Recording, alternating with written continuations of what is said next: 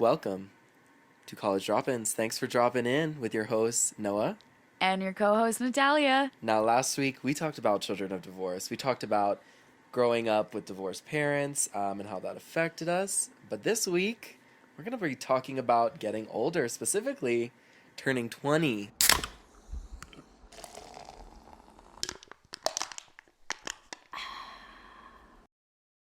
Yeah, if you're in your 20s, shout out to you. We're going to be talking about turning 20 and things that come with that. Such as growing the fuck up. It's kind of hard. We live in our own apartment, for reference, and all of us pay rent. That's a huge thing that comes with growing up is money. We were kind of discussing that today, Noah and I and his boyfriend, Tyler. We're only 20 and we're worrying about money. Isn't that crazy? Yeah, that's insane. Yeah, I think it's something that's not talked about. Also, we were talking about this kind of with the owner of Pizza Patio today. There's a lot of differences in our generations, and each generation has had their own struggle, but ours specifically is navigating social media, growing up with social media, and growing up in the sense of everything is entirely different now. Yeah. Yeah, and money is a huge thing that plays into that for us. Little context into why we're filming this episode about growing older. Yeah. In about an hour, I am turning 20 years old. And we just wanted to talk about turning 20 because I feel like there's such a big divide between 19 and 21. I feel like turning 20, it feels like such an empty number. Yeah, for sure. And that's for multiple reasons. I think the main reason for me, I know I was listening to a podcast the other day, I think it was Emma Chamberlain, and she was talking about milestones, about growing up in milestones. Yeah. And she was talking about turning 23. And she was saying how at that age, it's like you have nothing to like look forward to milestone-wise. Like, when you turn 16, you get your driver's license. When you turn 18, you're of age. When you turn 21, you get to drink. When you turn 25, you get to rent a car, like shit like that. But I feel like when it comes to 20, it really feels like there's only one milestone left for us. Yeah. And I feel like that feels really empty just because it's like damn. It's like we're just getting started, but like this is the pregame. This is the pregame to getting started. Yeah, for sure. And it's kind of a thing where you feel like you have to figure it out because you've left your teenage years, but also we're still in college. Yeah. And we're still relying on our parents.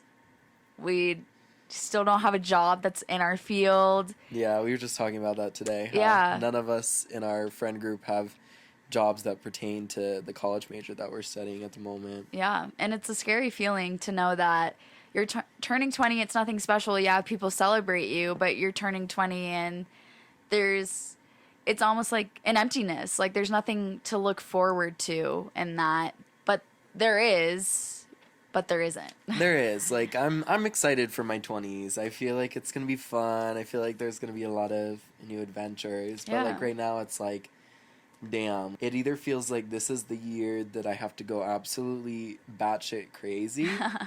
Or it feels like the year that I have to lock in. And I can't really tell where we're going with that. Yeah. What do you think some of your hopes for turning 20 are? Ooh. Okay. This is gonna be really hot. This is gonna be not like hot, like sexy. This is gonna be a hot take. Okay. For my 20s, in my 20s, I want to have children. Oh, okay. Yeah. That's another thing is, in your 20s, you do have children, but my parents personally, I think my mom had me 30 years old, maybe a little bit older. Like, like in this age range, I feel like I want to have children. Yeah, and I think that's more normal now too, kind of, especially with Mormon culture being so prevalent on TikTok. Yeah, people have kids at 19, people have kids at 22, people have kids at 25, and some people have kids at 40. It really, it's such a range nowadays, where back then it was you're 17, you're pregnant, and if you don't go to college, it's not the end of the world. Yeah. And if you do, it's congrats to you. But now your life is laid out for you. You go to high school, you get accepted into a 4-year college. After that, you probably go to grad school. Yeah, you get a job. Find somebody, have and kids, then you have kids. So and then you for recycle you, the whole system over. Yeah, for you, what do you think would be your perfect age range to have children? I don't know. I think the concept that you were just talking about the life cycle, the average in quotations life cycle is really attractive to me. Yeah. I don't know what it is about it, but I feel like that's such. I don't know if it's because I like structure or if it's because I don't know, but I think for me personally, in the least toxic way possible, I have baby fever in a way. Yeah, and Like, I don't think that's wrong though. I feel like you get it. Like, you have a cat and you like that's your child. Yeah, I love my cat, and I Yeah. don't think it's wrong. I see so many people on TikTok having baby fever. What I do think is wrong, Noah, is wishing your baby Yeah. fever upon your roommates. Yeah, I do wish my baby fever upon my roommates. And you know what? I would say that's valid. It's not, but the pain, the emotions, they're all still there. Yeah. They're all still there. What about you? What are your hopes for your 20s? Yeah, another note of context, Noah and I's birthdays are exactly a month apart. So he's June 6th, I'm July 5th. For me, that's something where it kind of changes every day. I don't know. I want to have a child and live on my legacy and put like my heart into something. And then also I don't want to be rushed into that. I really want to live my life the way I feel intended in a sense. And I think it's a lot different though, because I'm a woman. So my parents talk a lot about me having grandchildren or my brother one day having grandchildren, but there's, I think, more expectance because I can actually carry the child in a sense. So it's definitely up in the air for me. I don't have an exact timeline. I would rather not get pregnant now, obviously, or, you know, within the next 3 years. Yeah. But that's another thing is I have a lot of dreams about getting pregnant. And are they terrifying? Yeah, they're terrifying. And my dream ends right before right before I'm about to give birth. Yeah. And sometimes I actually have dreams where I have the child and I'm like, fuck. Yeah, that's crazy. I have to take care of this thing. It's like it relies on me. Same thing with my cat, obviously. She relies on me, but it's much less of a commitment. I don't have to yes, I have to financially sustain her. I have to buy her food, litter, but I don't have to teach her the ABCs. I don't have to teach her how to read. I don't have to be a role model of any kind. And I don't have to look into schools like where to send my cat because that's not a thing, really.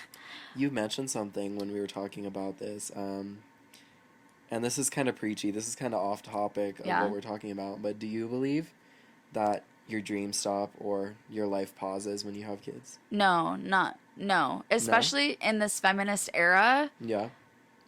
Women and stay-at-home dads and all of the sorts, they can do anything that they want to. And I think TikTok has been such a huge gateway for that, regardless of what people want to say. Like, TikTok brain rot, I say it all the time. But I think it really shows that a mother can provide from the house. A mother can provide not at the house. A father can be a stay-at-home dad. You can have 2 dads. You can have 2 moms. You can have whatever. You can have any parental figure, and if they want to do whatever they want to do, you're there. Your child is there to support you. That's another thing is like, I want a child. I want someone to be like on my team, I guess, in a way. Yeah. So unconditional love. Yeah, I don't think your dreams stop when you have a kid, and I think you just share it with your kids, not live through them, but you know, do it for them at that point. Become that, what you're saying, like, I don't have to be a positive role model for my cat, but I have to be a positive role model for my kids. So, yeah, I think that's a good point. I don't think they do stop. What do you think? I think they do in a way. I don't think they should. I think dreams and careers can pause and hold. Yeah. And I think that's, I don't know, I think dreams come in many capacities, and I feel like if your dream is to start a family like that, that it's a whole different ballpark. Like, The only thing that's like ringing in my mind right now is, I don't know if you ever saw Little Women or you ever read Little Women. I but haven't actually, and that might get me some hate, but whatever. one of the quotes, I can't remember which sister it is. It's who Emma Watson plays. She says that your dreams, just because your dreams are different than mine, doesn't mean they're less important. 100%. And I think agree. that it's a really interesting concept that, that dreams are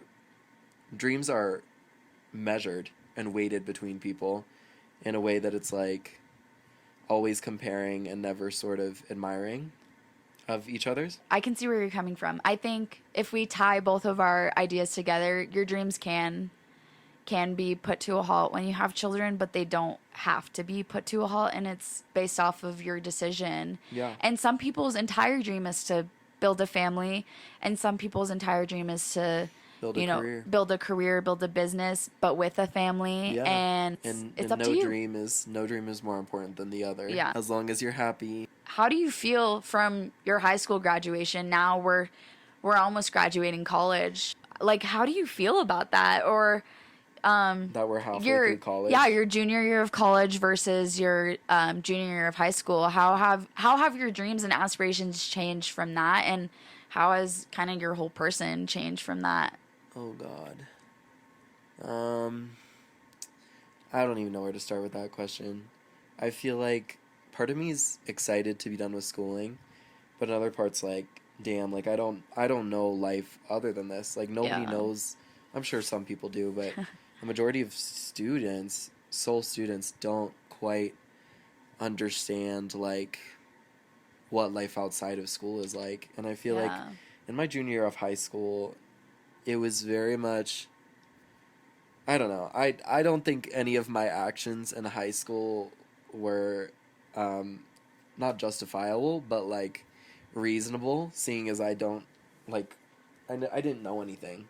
Like I didn't know about relationships, I didn't know about communication, I didn't know about anything, and I feel like compared to that now, it's just a lot different because it feels like I can address life with a more intelligent view, if that makes any sense. Yeah. That might sound crazy, but no, I think that's what comes with growing up. But I just think that I feel the same. Yeah. I understand what you're saying. As a junior in high school, you're applying to college, you're seeking the next 4 to 5 to 6 to however many years of your life out to 8, depending to 12 if you want to go to your med track school. is. Yes, to what your track is. And then as a college junior, you're kind of expected to graduate and also have your life sorted for the next 4 years and for the rest of your life. You're supposed to come out, you're supposed to do that shit. Yeah, 100%. Or are you ready to do that shit? I don't know. It's always up in arms, and that's the hard part of growing up is you can't explain to anyone why you're not sure of your situation. Especially because, I don't know, to your parents, but to my parents, I think they, for real, think I have my life sorted. And I think I put up this front that I know what I'm going to do with my life and I have this idea, but people ask me all the time, like, what are you going to do with your degree? And the only answer I have is I don't know. Yeah. Yeah. That's like so crazy to think that we pour so much time, so much money into a major program just to say, I have no idea what I'm going to do with it because there's no certainty to it.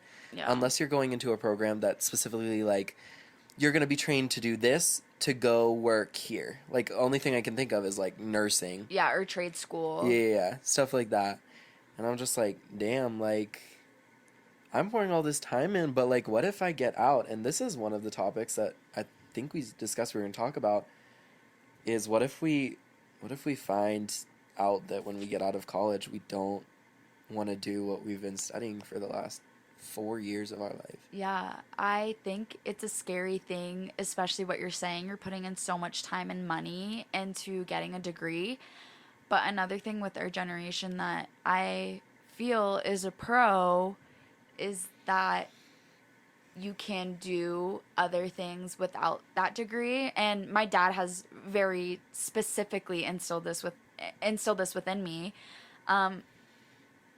that you can seriously do anything you want to do. My dad, for example, he's a project manager.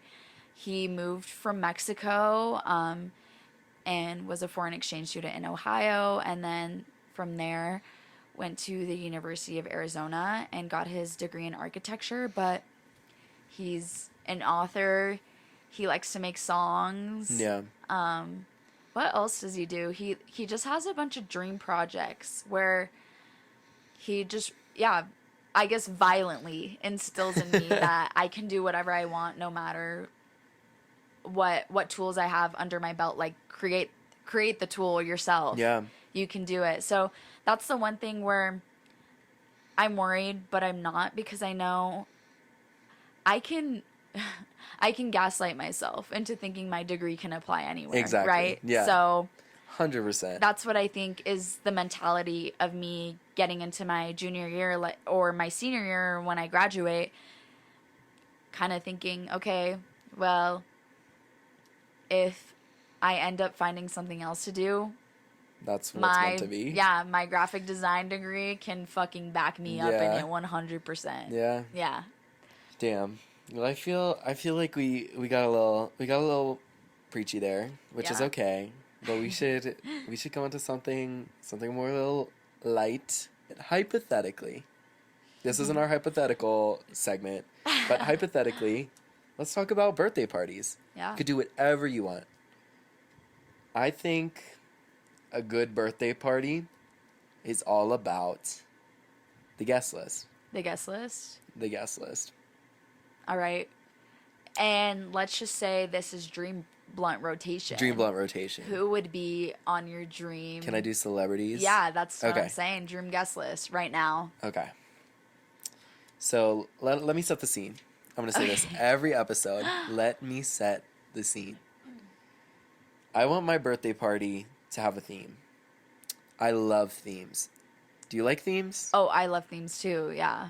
I think they can be confining, but I think they can also be the best shit ever. It's the glass ceiling of the birthday party is the theme.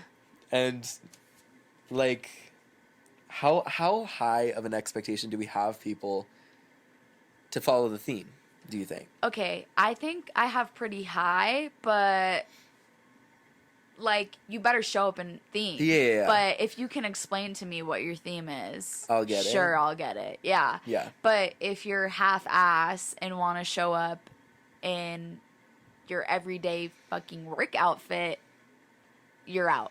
Yeah. Like, you need to come with a little bit of a passion. Yeah, a pizzazz. What do you think? Same kind of deal? Yeah, I think so. I think so. Setting the scene for my dream birthday going into Dream Blunt rotation. Yes, there has to be a theme. I prefer a more intimate setting. Someone's house, someone's apartment, maybe even an Airbnb. Kind of like something that's like sentimental but not trashy. Is trashy a good word? Trashy can be an okay word. If you're describing an environment. Trashy feels like a good word. Trashy feels okay. Not a trashy environment. So Dream Blunt rotation, going off of that. I'm going to do people, not celebrities, but just people random. I'd want there. Okay, which you have to give some context if it's people we know, so that way everyone can I'm going to give general. Understand. Okay. I feel very passionate about having best friend, partner, and general acquaintances. Okay. I think that those are the people that should most definitely be at your birthday party. But I do think that there's a lot to discuss when it comes into plus ones and extras. Okay, I agree with that. What about work friends? You think so? Work friends, yeah.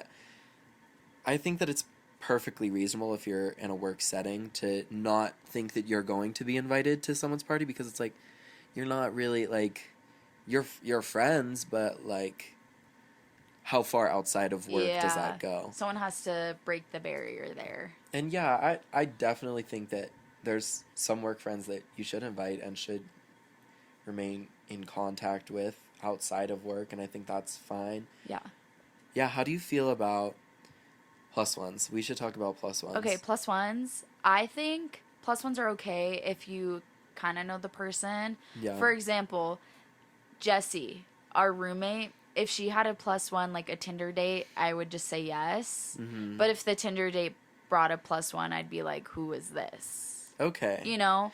So the plus one only can go so far. Yes. It has to be a friend of a friend. It can't be a friend of a friend of a friend. Yes. I think, but that's in a, if we're talking about, you know, the environment that you have set where you want it to be like comfy, cozy, not too crazy, right? But if I wanted to throw a rager of a party, let's just say your 21st birthday party where you're kind of just crazy. Yeah. It's the first time you can legally drink, then I think if you want to throw a huge ass party, bar hop, yeah, it's whatever. It's what happens. What Who happens, comes, happens. comes. What happens on the 21st birthday stays in the 21st birthday. Yes, 100%. But I think something more intimate, like a 20th birthday, a 19th birthday. Yeah. It's whatever vibe you're feeling. Yeah. And it's no one else's to decide. Kind of the same thing we've been saying to you all this whole week, where Noah will be like, I want a red velvet cake, but I don't think it's the vibe. And we're like, whose fucking vibe is it to judge? I know, it's but I your just feel like vibe. if I'm inviting people over to my function. Yeah, but if you're going to have cake and drinks for them, then Do you like red velvet? I will eat any cake. Okay. Anytime, anywhere. We're going to have red velvet. Okay, everybody.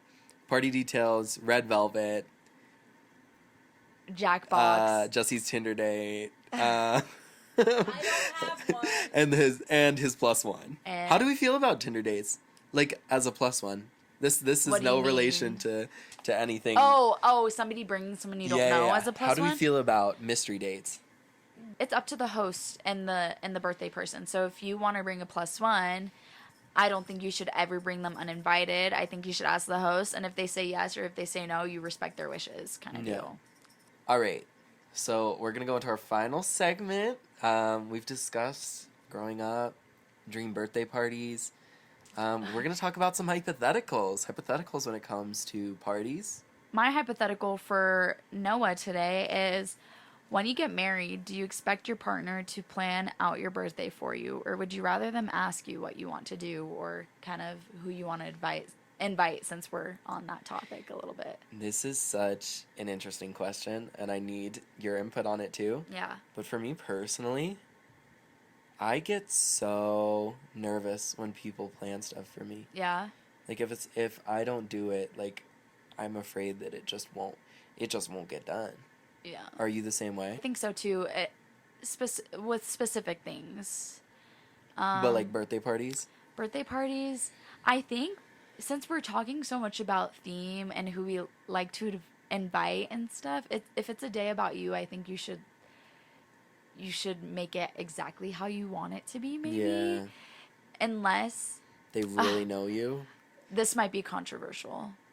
I really hate people who are like, I don't celebrate my birthday. Oh, yeah. I don't like having parties. It's just a reminder. It's just a reminder. Like, girl, please. Girl. If you've never been celebrated a day in your life by somebody, by who you quote unquote feel loved by, whether that be, you know, your parents, your partner, whatever, why would you not want the people who do like genuinely appreciate you and love you to celebrate it again in a way that you feel would be most comfortable? But, you know, going out to dinner or watching a movie or at least cheersing to you or having a cake, even if you did nothing special that day. I understand maybe not liking parties, but not wanting to be just, I guess, represented on that day that you were born is such a turnoff for me. I don't like that. It might be a controversial take, especially. I don't think so. It might be contradicting, I guess, in a way, because we were kind of saying like, oh, if I want this person, but I still think in at least one way or another, you should enjoy being celebrated. Yeah. Do you think parties need to be, or do you think birthdays need to be held to a higher standard? Do you think, like, if it's someone's birthday, what do you think your feelings about making it special, like, contribute to the actual day itself? Again, I think it's up to the person, but making them feel special in a way that's out of the ordinary in their everyday life, you know? Yeah. So Yeah. answer to hypothetical. Would you let your partner plan your birthday? Sure. Maybe. Sure. Yeah. Next Okay. hypothetical. Yeah, your Oh, turn. I have one. How would you feel? Okay. How would you feel? How would you feel Okay, I'm trying to assess the feel.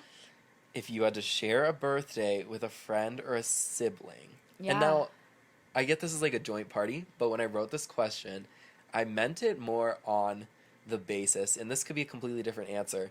You know those girls who like propose at their friends' weddings? Oh God. That is kind of what I'm like talking about. Like Okay. sort of like how would you feel about a party where someone Like obviously butts in on your party? butts in a joint way? Like someone's like you're like, "Oh, I'm going to have this party." And then someone's like, "Oh yeah, we should have it together, but like I want to ask this guy to be my boyfriend in front of everybody." Like you get the vibe? You get Yeah. the vibe? Okay. So I'm gonna take it from both standpoints. You get the vibe. Yes, I get the vibe. You get the vibe. So for the wedding thing, I think that's atrocious. That Atrocious. person spent so much money on their fucking wedding, and for you Yeah. to like take away the spotlight, unless they approve, is menacing. Menacing.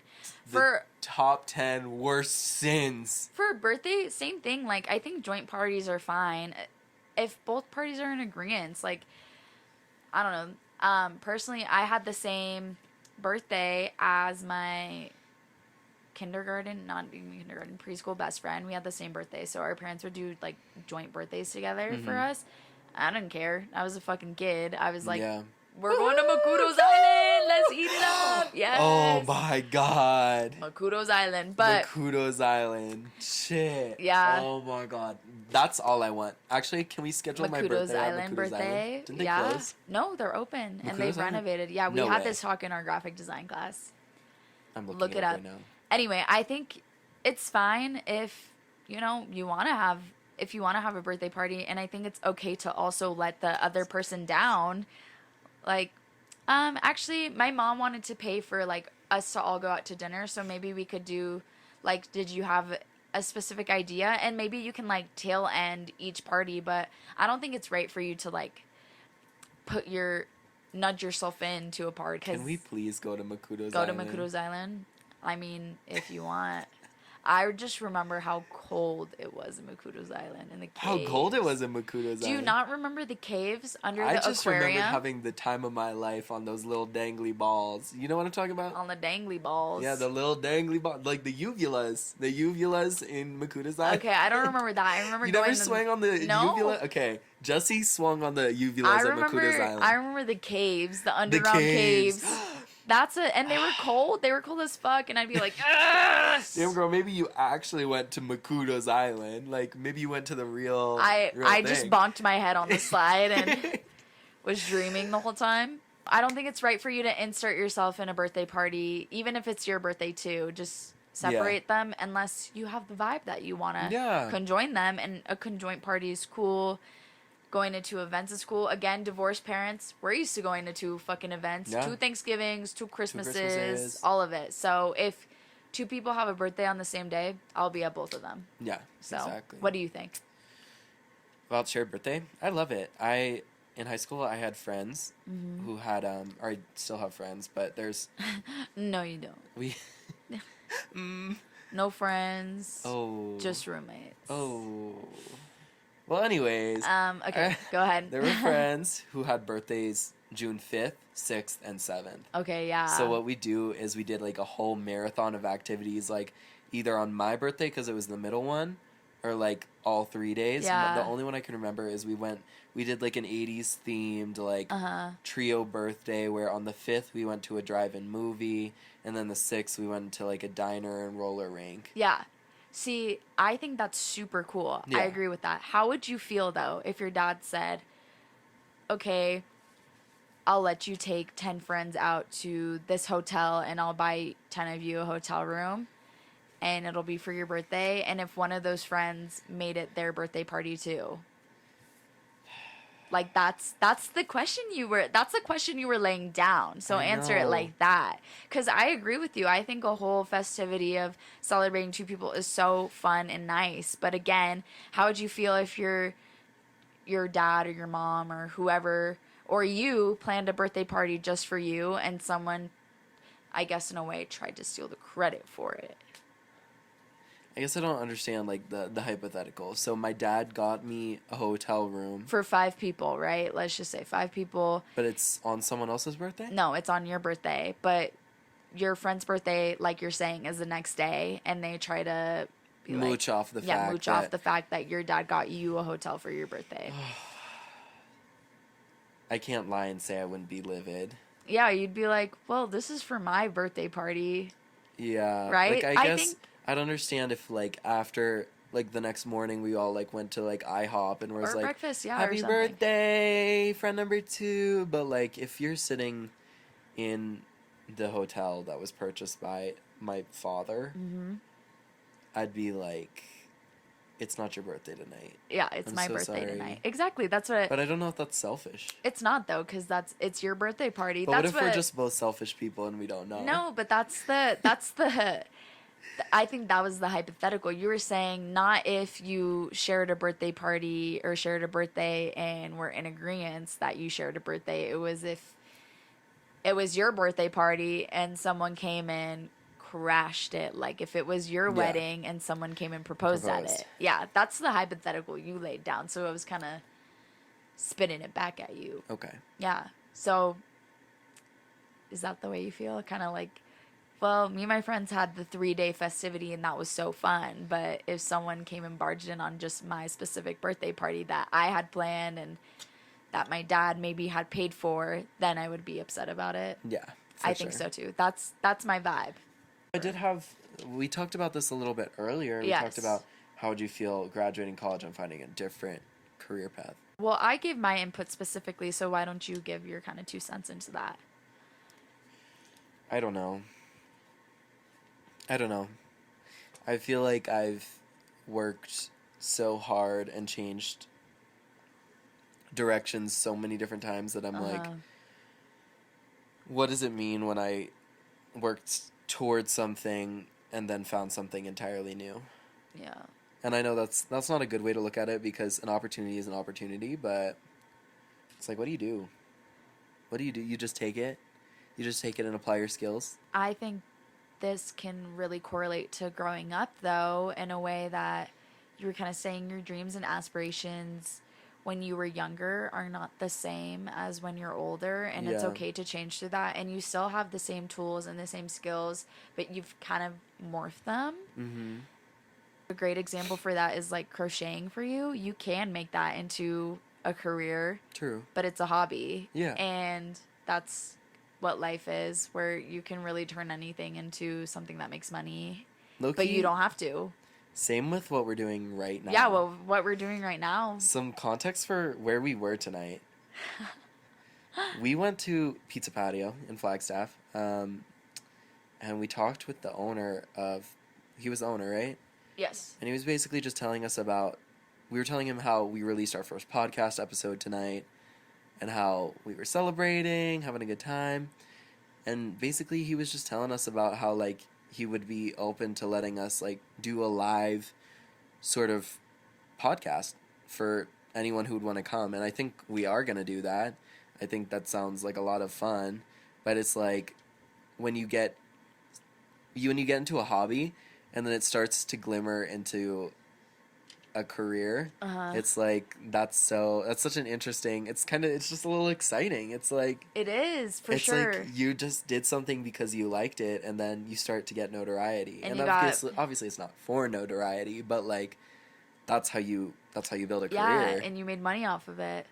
That's in my one of my jobs right now. I won't name it just because. Can I guess? Well, but I'm not going to say it just for personal reasons. Yeah. But in the job I am in right now, I talk to a lot of freshman year students who are contemplating if they want to stick with their career path or if they don't. And I guide them through that. And a big question I ask is if you could do whatever you're passionate about or a hobby for the rest of your life and make money out of it, what would it be? Mm-hmm. And I know that's not, I guess, in a sense, the most helpful thing, but what we're saying right now, we are enjoying podcasting. So what's something that we could make, I guess, a degree out of, in a sense where if you had to go to college to make your parents happy or something, whatever the circumstances, that you could apply it to your everyday life. So for podcasting, you could go into marketing, you could go into social media marketing, you could go into business. And although it's not exactly what you want, it's something that it correlates. Yeah. So I agree with you in that sense. Yeah. Yeah. Well, dang. Okay. I think that's all we got for this episode. Yeah. And so for next episode, do we want to kind of unleash what we're going to ask? So yeah, let's do a little recap first. A little recap. Turning 20, feeling good, feeling nostalgic, birthday parties, career paths. Yes to Tinder dates, career paths, surprise parties, crashing parties, party fest, getting engaged at your friend's wedding, all of the above. Yeah, that's what we talked about this episode. If you weren't paying attention. Yeah, if you weren't paying attention. So go back. And also, if you want to hear us talk about our experiences with having divorced parents, go back to episode 1. Yeah, to our first episode. We'll talk about what we're talking about next time. Yeah, so next time we're going to kind of go into pop culture. Yeah. We reference TikTok a lot too, so that might be in this episode. Well, I reference TikTok a lot, if you can't tell. So we'll be kind of discussing topics like that. And always, if you want to answer our Q&A question on the Spotify podcast, go ahead and answer it down below so we can have your hypothetical questions for us next episode. Did you want to kind of go further into what our pop culture debrief would be like? Yeah, I was thinking for our pop culture debrief, we are going to basically do a debrief on everything we find relevant. We as two people find relevant. So that's going to range from talking about the Amy Winehouse the movie biopic to being Swifties for a long time to talking about how Gracie Abrams going on tour with Role Model. Me talking about how I low-key don't mess with Chapel Rome. Okay, that one might get us canceled off. It's not going to get us canceled. If you want to hear my reasoning, you got to go to the next episode. Yeah, you got to tune in. Heck yeah, and if you want to get more updates from the podcast, go check out our Instagram at college_drop_ins. Follow us on YouTube at College Drop-Ins. Yeah, well, thank you for dropping in. And just a reminder to not drop out. Yes! Yes! Episode 2.